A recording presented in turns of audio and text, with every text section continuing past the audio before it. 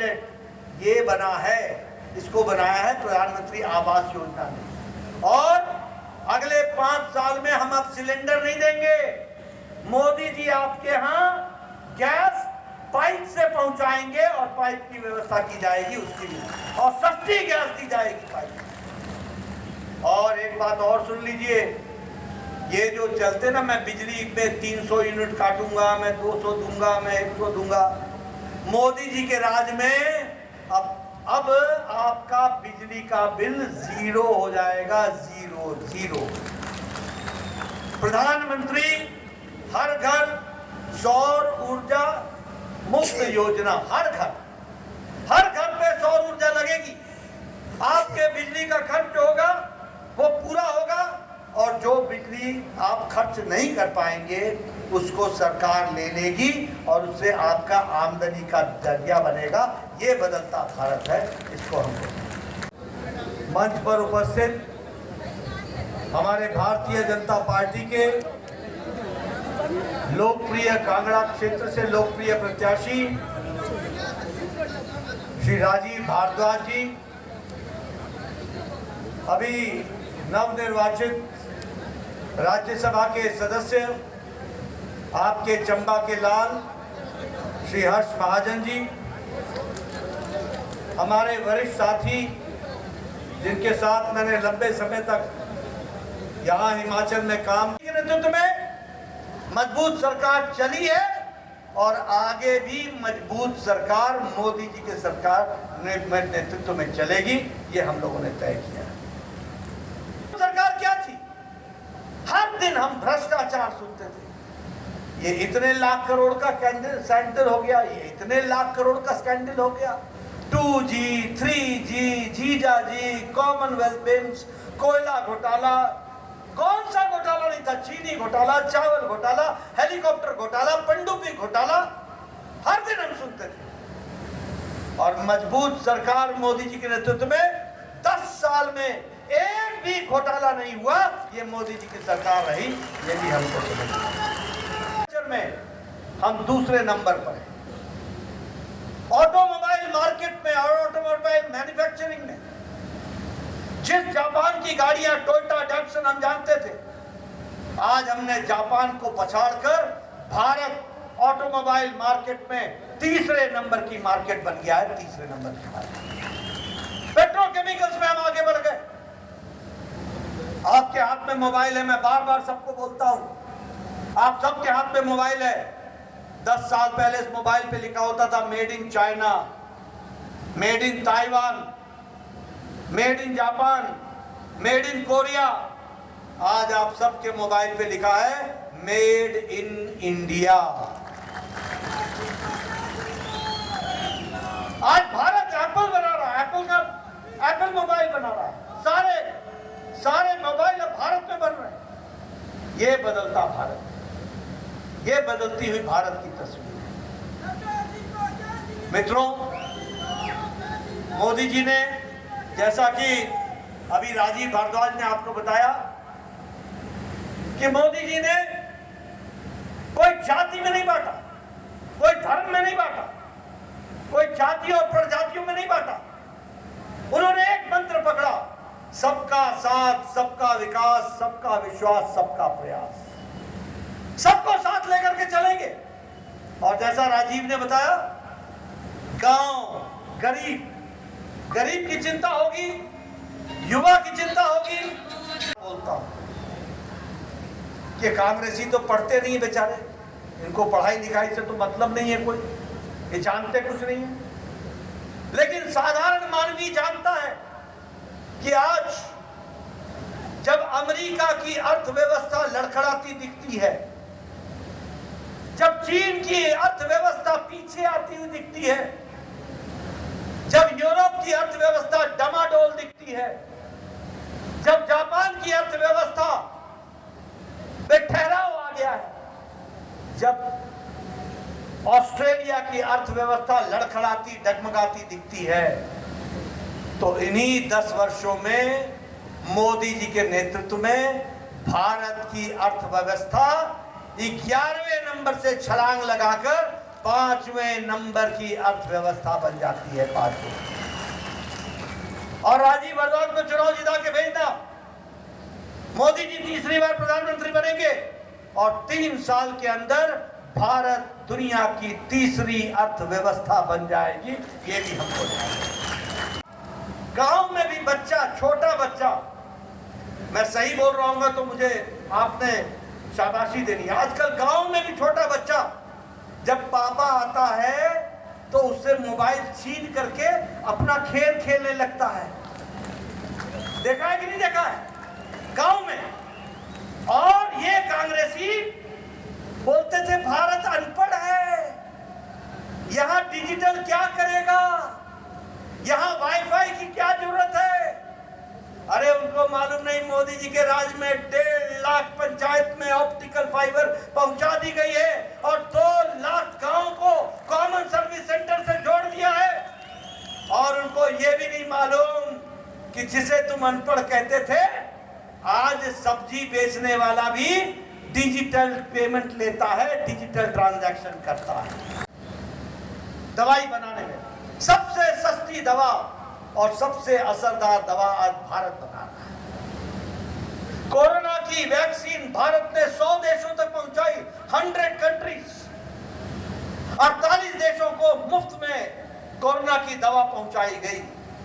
भारत अब मोदी जी के नेतृत्व में मांगने वाला भारत नहीं है, अब देने वाला भारत है। ये अंतर आया, क्योंकि 1993 में एमएलए हो गया था।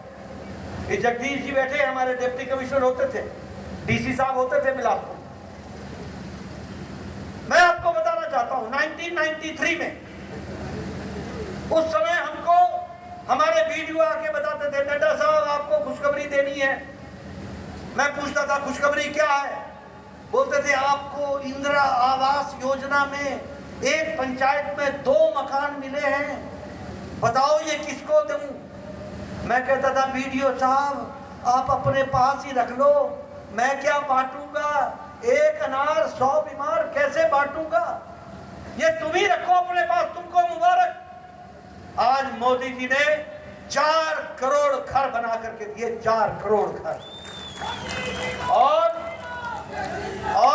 कोई पंचायत नहीं है, यहाँ बैठे हुए मिलने से पूछ लेना, हंसराज बताओ, कोई पंचायत नहीं है जिसमें 30 से 40 मकान प्रधानमंत्री आवास योजना में नहीं बने। कोई पंचायत। हम 10 साल पहले याद करो, उस समय एक मजबूर सरकार हम देखते थे। मजबूर सरकार मजबूर कैसे थी? आतंकवादी हमारे ऊपर हमला करता था और हमारे प्रधानमंत्री पाकिस्तान को उन आतंकवादियों का डोजियर भेजते थे, डोजियर, कि ये हैं आतंकवादी, इनके खिलाफ एक्शन लो। और मजबूत सरकार का मतलब क्या हुआ? मजबूत सरकार का मतलब यह है कि तुमने उरी में गलत दृष्टि से हमारे ऊपर नजर डाली और हमने सर्जिकल स्ट्राइक करके घर में घुस करके मारा। ये मजबूत सरकार, ये मोदी जी के नेतृत्व में मजबूत सरकार है। मजबूत सरकार क्या थी? जो कश्मीर से आतंकवादियों के नेताओं को प्रधानमंत्री कार्यालय में बुला के वार्ता करते थे, बिरयानी खिलाते थे। ये मजबूर सरकार की तस्वीर थी। और मजबूत सरकार की तस्वीर यह है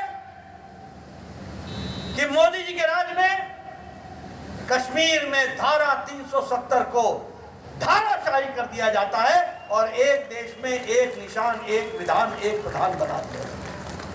ये अंतर आता है। ये है मजबूत सरकार और मजबूर सरकार का अंतर।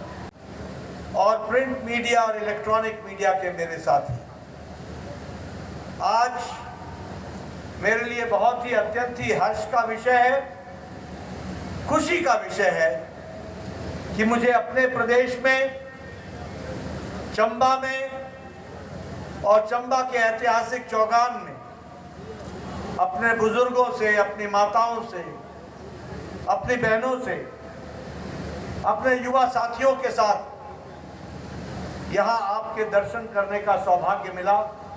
मैं सबसे पहले तो आपको नमन करता हूं और आपसे आशीर्वाद प्राप्त करता हूं। ये यहाँ सब बैठे हैं, मैं देख रहा हूँ विपिन सिंह परमार, हंसराज, हमारे सभी विधायकगण, कुछ लोग विधायक पहली बार भी बने।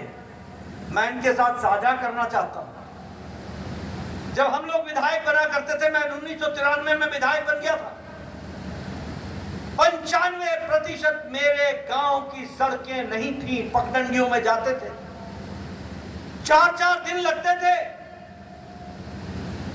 कहीं गाड़ी छोड़ करके पैदल चढ़ते थे, 10 गांव कवर करते थे, फिर पहाड़ से उतरते थे, फिर अगले पहाड़ को पकड़ते थे, पगडंडियों से होते होते 20 गांव करते हुए, 30 गांव करते हुए 3 दिन बाद, 4 दिन बाद कहीं सड़क आती थी, तब हम उतर करके गाड़ी में बैठा करते थे।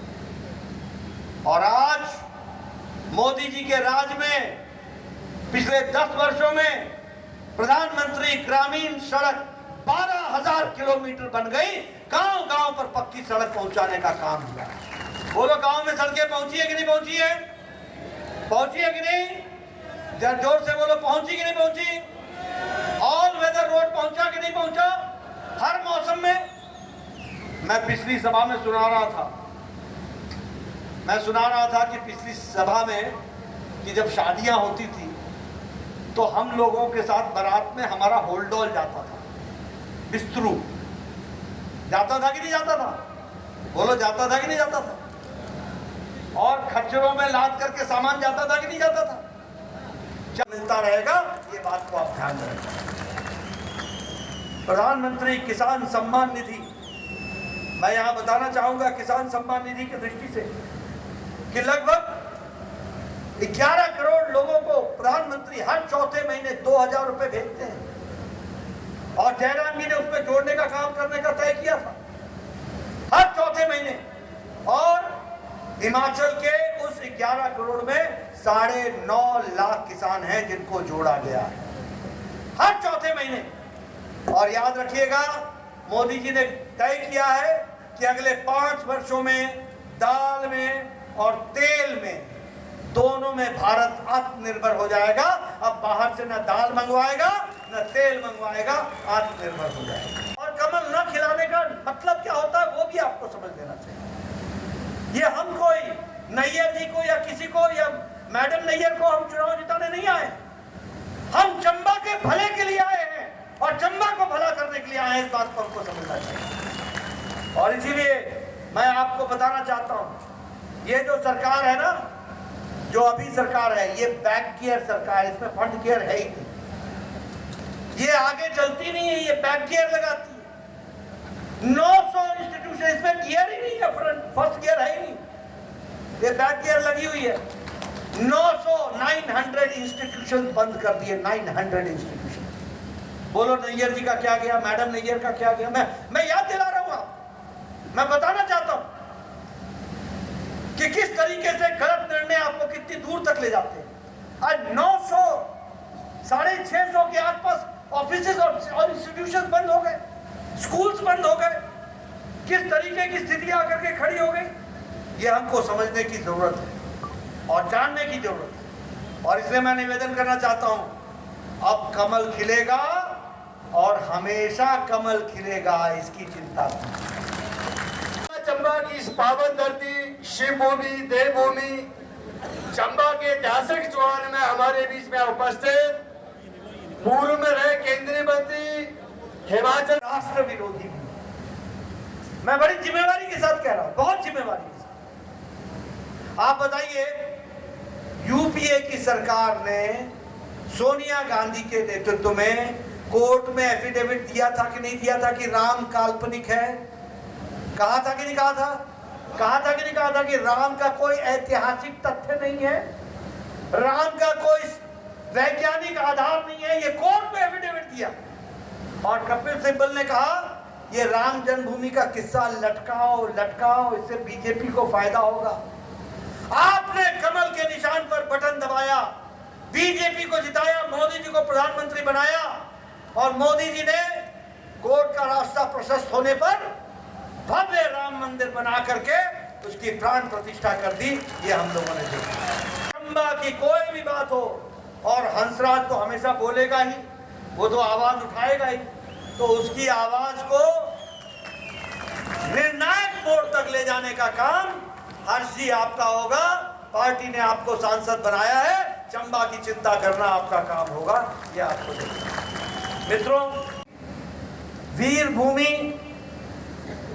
सांस्कृतिक तरीके से ओतप्रोत भूमि और अध्यात्म की भूमि, ऐसे शिव भूमि को भी मैं नमन करता हूं और आशीर्वाद प्राप्त करता हूं। मित्रों, चुनाव का समय है। मुझे बताया गया कि आप सब लोग सुबह सुबह पहाड़ों में दूर 6 बजे से निकल करके आए हैं। मुझे यह भी बताया गया कि भरमौर से भी लोग आए हैं। आप सब लोगों ने इस जोश के साथ इस रैली में जो शिरकत की है, इसके लिए मैं सबसे पहले तो आपको विशेष करके धन्यवाद देना चाहता हूं। मित्रों, जो मैं नारे सुन रहा हूं, जो मैं तालियों की गड़गड़ाहट की आवाज सुन रहा हूं, और जो मैं आप में इतनी गर्मी में भी इतनी ऊर्जा देख रहा हूं, इतनी ऊष्मा देख रहा हूं, इतनी उमंग देख रहा हूं, इतनी खुशी देख रहा हूं, यह मुझे आश्वस्त कर रहा है कि आपने राजीव भारद्वाज को लोकसभा में भेजने का मन बना लिया। मित्रों, लेकिन यह सवाल सिर्फ राजीव भारद्वाज को लोकसभा में भेजने का नहीं है।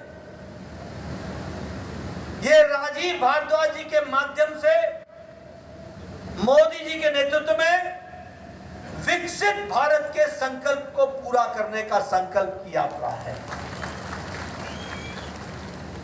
और इसलिए हम जो सरकार चुनने वाले हैं मोदी जी के नेतृत्व में, वो मजबूत सरकार चुनने वाले हैं, मजबूत सरकार।